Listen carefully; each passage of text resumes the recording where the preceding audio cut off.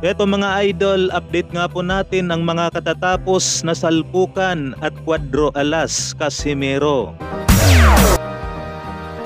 Salpukang junior lightweight o Shaki Puster kontra kay Abraham Nuba. Kamuntika na nga pong masilat itong WBC champion na si Puster.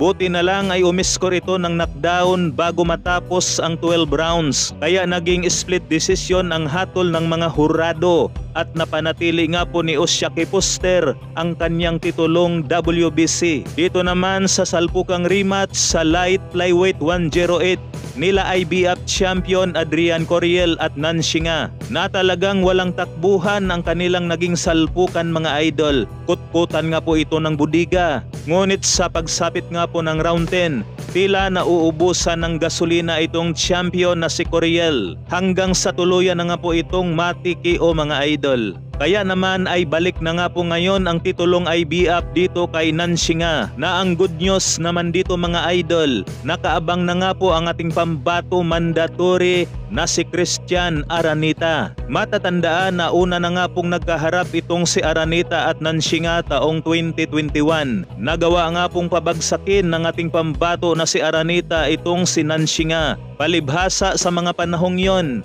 ay baluarte nga po ni Nancy nga ang kanilang pinagdadausan ng laban. Kaya nakuha pa rin ni Nancy nga ang panalo by unanimous decision. Sa kabilang banda naman mga idol, walang kakupas-kupas, araw-araw nga po itong pinag-uusapan. Walang iba kundi ang ating pambato na si Cuadro Alas Janariel Casimero. Nabase nga po sa post ni Cuadro Alas, it's my boy. Nag-uutay-utay na nga po sa pagtakbo ngayon ang ating pambato na si Casimero.